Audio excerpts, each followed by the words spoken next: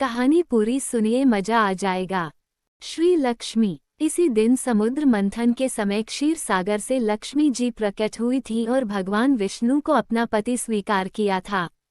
कथा इस प्रकार है। एक बार भगवान शंकर के अंशभूत महर्षि दुर्वासा पृथ्वी पर विचर रहे थे। घूमत घूमते वे एक मनोहर वन में गए। वहां एक विद्याधर सुंदरी हाथ में पारिजात पुष्पों की माला लिए खड़ी थी। वह माला दिव्य पुष्पों की बनी थी। उसकी दिव्य गंध से समस्त वन प्रांत सुवासित हो रहा था। दुर्वासा ने विद्याधरी से वह मनोहर माला मांगी। विद्याधरी ने उन्हें आदरपूर्वक प्रणाम करके वह माला दे दी। माला लेकर उन्मत्त वेशधारी मुनि ने अपने मस्तक पर डाल ली और पुनः पृथ्वी पर भ्रमण करने लगे। इसी समय मुनि को देवराज इंद्र दिखाई दिए, जो मतवाले ऐरावत पर चढ़कर आ रहे थे। उनके साथ बहुत से देवता भी थे। मुनि ने अपने मस्तक पर पड़ी माला उतारकर हाथ में ले ली। उसके ऊपर भौरे गुंजार कर रहे थे। जब देवराज समीप आए तो दुर्वासा ने पागलों की तरह वह माला उनके ऊपर फेंक दी। देवराज ने उसे ऐरावत के मस्तक पर डाल दिया। ऐरावत ने उसकी तीव्र गंध से आकर्षित हो सूंड से माला उतार ली और सूंघकर पृथ्वी पर फेंक दी। यह देख दुर्वासा क्रोध से जल उठे और देवराज इंद्र से इस प्रकार बोले, अरे ओ इंद्र! ऐश्वर्य के घमंड से तेरा हृदय दूषित हो गया है।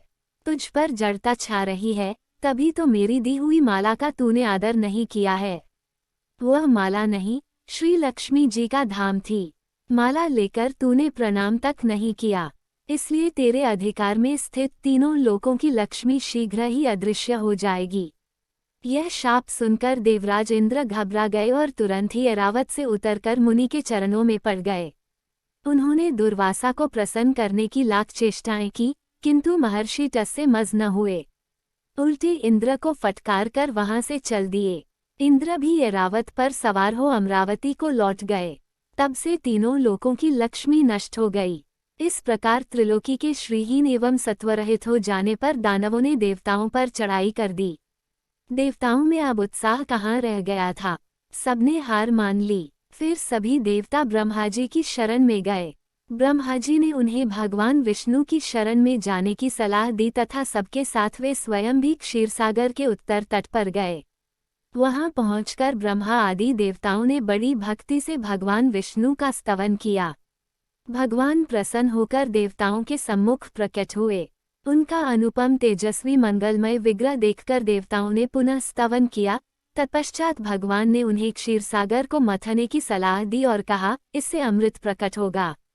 उसके पान करने से तुम सब लोग अजर अमर हो जाओगे, किंतु यह कार्य है बहुत दुष्कर, अतः तुम्हें दैत्यों को भी अपना साथी बना लेना चाहिए। मैं तो तुम्हारी सहायता करूंगा ही। भगवान की आज्ञा पाकर देवगण दैत्यों से संधि करके अमृत प्राप्ति के लिए प्रयास करने लगे। वे भांति भांति की औषधियां लाए और उन्हें क्षीरसागर में छोड़ दिया। फिर मंद्राचल पर्वत को मथानी और वासुकी नागराज को नैतिक रस्सी बनाकर बड़े वेग से समुद्र मंथन का कार्य आरंभ किया। भगवान ने वासुकी की पूंछ की ओर देवताओं को और मुख की ओर दैत्यों को लगाया। मंथन करते समय वासुकी की निःश्वासाग्नि से झुलसकर सभी दैत्य निस्तेज हो गए और उसी निःश्वास वायु से विक्षिप्त होकर बादल वासुकी की पूंछ की ओर बरसते थे, जिससे देवताओं की शक्ति बढ़ती गई। भक्त वत्सल भगवान विष्णु स्वयं कच्छप रूप धारण कर क्षीरसागर में घूमते हुए मंद्राचल के आधार बने हुए थे। वे ही एक रूप से देवताओं में और एक रूप से दैत्यों में मिलकर नागराज को खींचने में भी सहायता देते थे तथा एक अन्य विशाल रूप से, जो देवताओं और दैत्यों को दिखाई नहीं देता था, उन्होंने मंद्राचल को ऊपर से दबा रखा था। इसके साथ ही वे नागराज वासुकी में भी बल का संचार करते थे और देवताओं की भी शक्ति बढ़ा रहे थे। इस प्रकार मंथन करने पर क्षीरसागर से क्रमशः कामधेनु, वारुणी देवी, कल्पवृक्ष और अप्सराएं प्रकट हुईं। इसके बाद चंद्रमा निकले, जिन्हें महादेव जी ने मस्तक पर धारण किया। फिर विष प्रकट हुआ, जिसे नागों ने चाट लिया। तदनंतर अमृत का कलश हाथ में लिए धन्वंतरी का प्रादुर्भाव हुआ। इससे देवताओं और दानवों को भी बड़ी प्रसन्नता हुई। सबके अंत में क्षीर समुद्र से भगवती लक्ष्मी देवी प्रकट हुईं। वे खिले हुए कमल के आसन पर विराजमान थीं। उनके अंगों की दिव्य कांति सब ओर प्रकाशित हो रही थी। उनके हाथ में कमल शोभा पा रहा था। उनका दर्शन कर देवता और महर्षिगण प्रसन्न हो गए। उन्होंने वैदिक श्री सूक्त का पाठ करके लक्ष्मी देवी का स्तवन करके दिव्य वस्त्राभूषण अर्पित किए।